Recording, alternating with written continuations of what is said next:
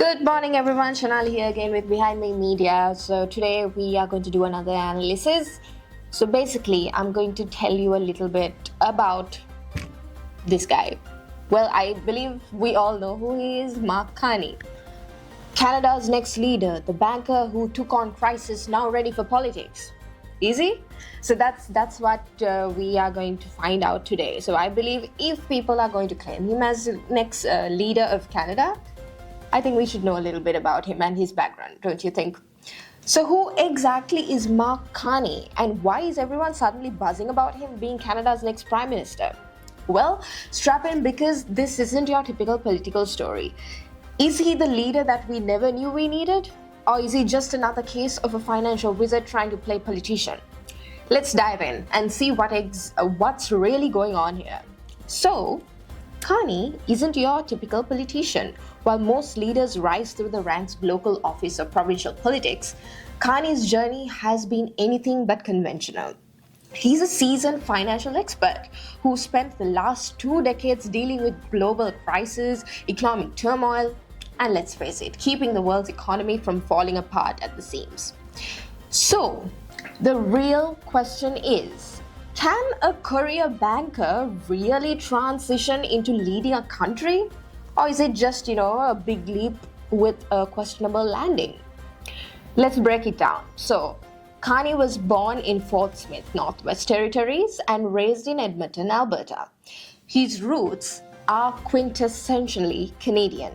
Teachers from parents, playing goalie in the backyard, nothing too out of the ordinary. But then, Carney took the path less traveled. He studied economics at Harvard, got a master's and doctorate at Oxford, and then dove straight into the world of Goldman Sachs. So, talk about skipping the usual political playbook, right? So, here's where it gets interesting. In 2008, as the world was spiraling into Great Recession, Carney became governor of Bank of Canada.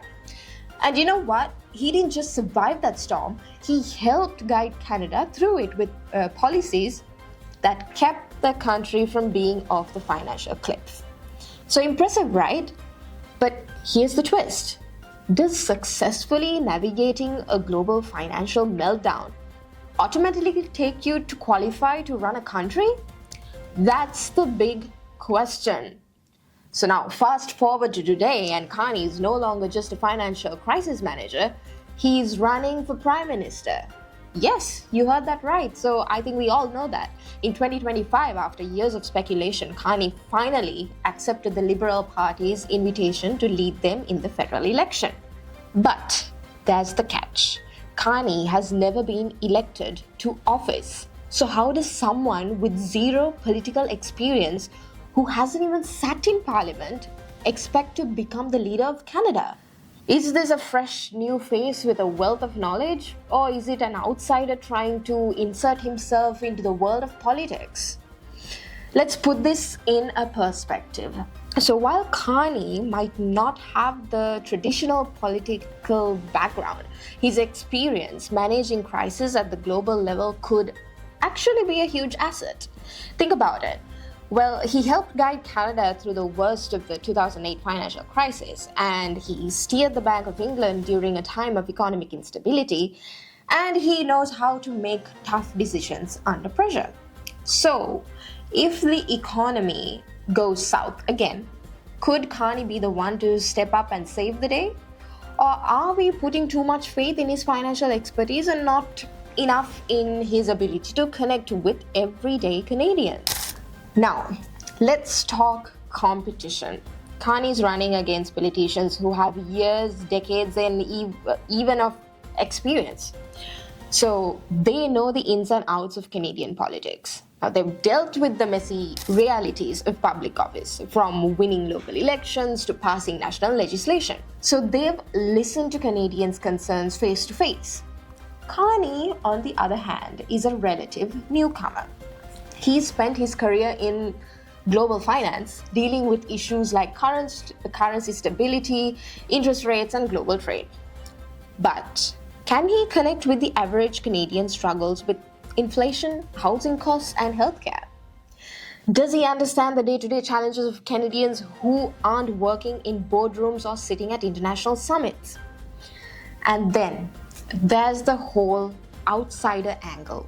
Carney has the benefit of not being part of the political establishments, which could work in his favor.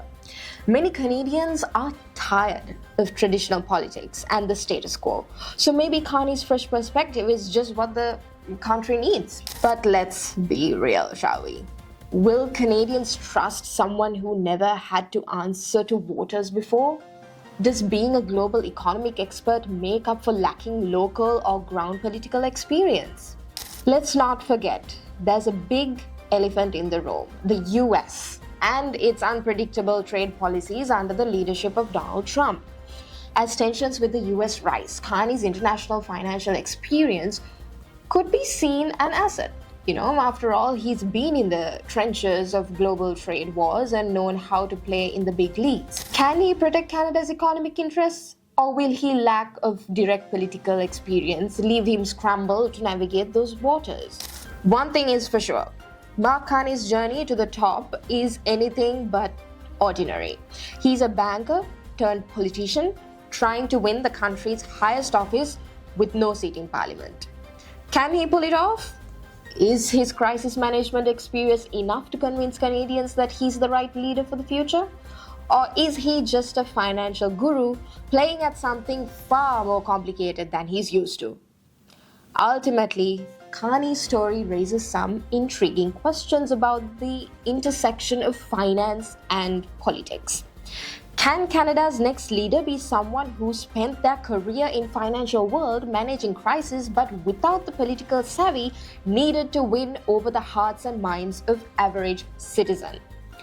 Only time will tell. And in the next election, we'll all get to see how this high-stakes game play out. So what do you think? Could Mark Carney be Canada's next Prime Minister? Or is he just another rich banker trying to make his mark in the world? In a world that, he doesn't really fully understand. The choice is yours. Alright, so stay tuned because this political roller coaster is only just the beginning. Thank you for watching. I hope my analysis and critique, anything that you call it, was useful or interesting to you. Drop down in the comments of what you think about Mark Carney. Maybe we can discuss further about it. Thank you for watching. Have a great day.